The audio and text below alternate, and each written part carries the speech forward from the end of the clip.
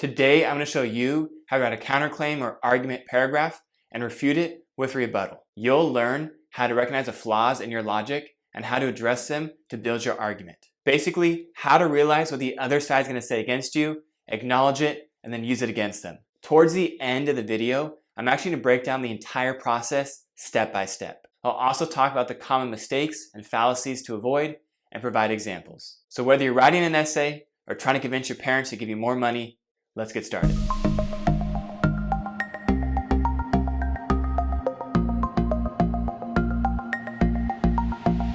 No matter what stance you take, there's always some valid flaws, pit holes, or issues the other side can bring up about your argument. When writing an argumentative essay, you make a lot of claims. Each paragraph in your essay starts off with a claim or topic sentence, like this. Batman is the greatest superhero in the DC universe because he fights with no powers. And then in your paragraph, you take the time to explain why you're right. It's not enough to just prove you're right. You have to prove the other side wrong. And because the best defense is a good offense, your argument will be stronger if you point out the flaws in your argument and address them. And honestly, the best example of this is a movie that as a teacher, I can't really show in class because it uses a little profanity, just a little bit. And in no way am I telling you or giving you consent to watch it. Is there something in your eye?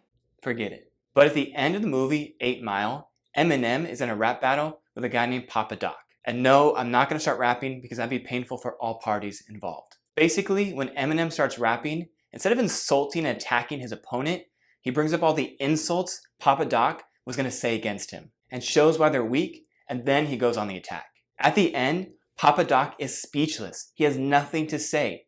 Eminem just used all his arguments. He walks away because Eminem just exposed him. This is exactly what you want to do in your counter-argument paragraph, but hopefully with less bad words. Actually, just take out all the bad words. I am going to break down step by step how to write a counter-argument paragraph, but first let me show you the common mistakes and fallacies to avoid. I've seen that sometimes students go too far when acknowledging the opposing side and actually start proving them right. Here's an example. Let's say you want a dog and you're trying to convince your parents to buy you one.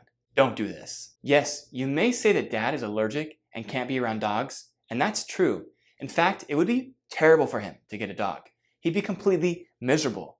But I'll be responsible and walk it. Like, if I'm your parents and I hear this, I'm saying no. And this may sound silly, but I see this mistake a lot. Instead, acknowledge your counterclaim with something like this.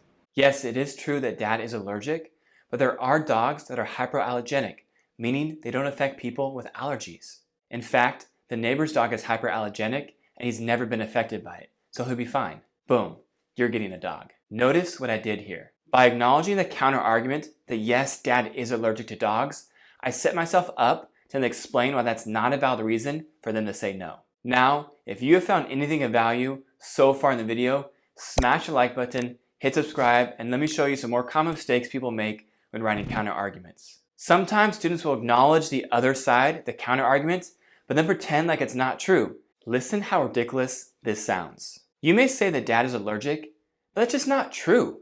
I'll walk the dog, I'll be responsible, so please give me a dog. Like, it's okay to acknowledge that the other side has some good arguments and even some truth to it, because it does. In fact, acknowledging that there's truth to the counter-argument can help you.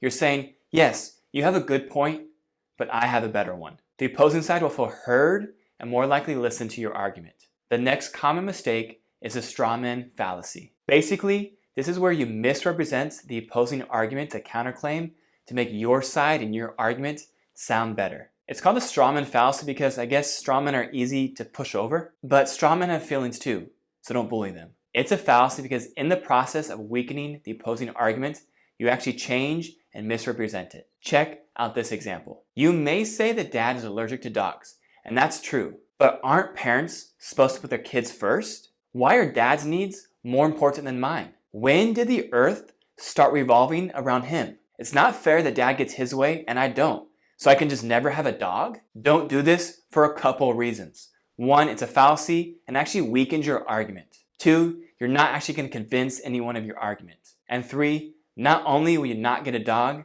you'll probably not be able to sit down for a while. Saying this really misrepresents your parents. They're not saying that dad is more important and whatever he wants, he gets. This hurts your argument because you never actually addressed the true counterclaim, that dad is allergic to dogs. Before I show you the steps of how to actually write a counterclaim, I want to show you the structure and example from the University of Arizona of a counterclaim and rebuttal paragraph. The writer starts by acknowledging the counter-argument. Then they state the evidence the opposing side would even use to back it up in their counter-argument paragraph. Citing the evidence the opposing side would use against you is optional, and only say it if it helps you. Remember, you're explaining the argument to the other side, not promoting it. Then, in the next 3 paragraphs, the writer explains why it's wrong, gives examples, and provides evidence to back it up. A key point here is that if you take the time to acknowledge and explain the other side, take even more time to destroy the counter-argument.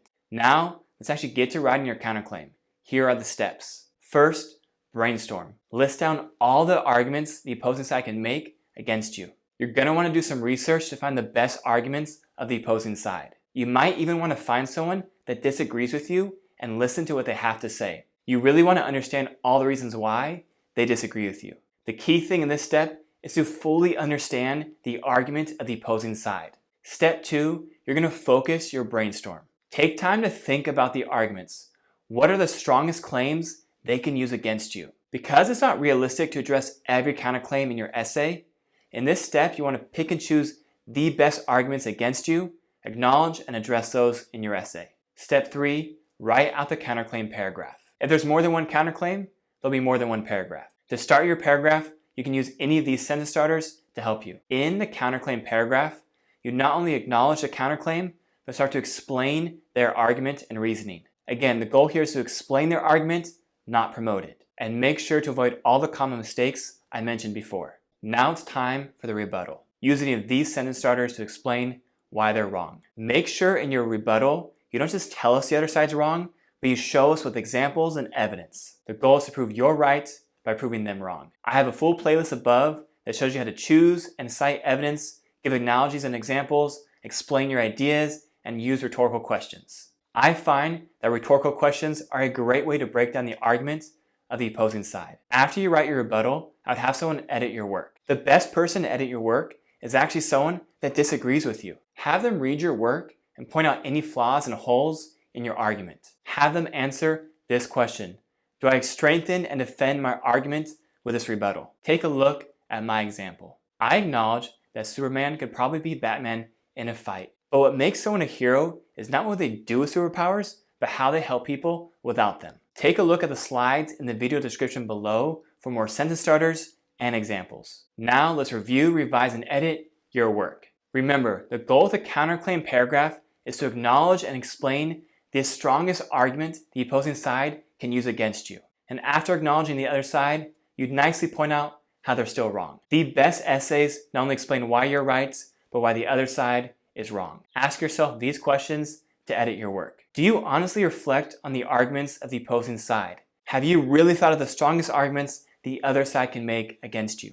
Do you make any of the common mistakes? If so, fix it. Do you then take the time to fully prove the counter argument's wrong? Remember, if you take the time to explain and acknowledge the other side, take even more time to destroy it. Next, have someone read and edit your work. And the best person to read your work is someone who disagrees with you. Lastly, check your spelling and grammar. Smash the like button, hit subscribe.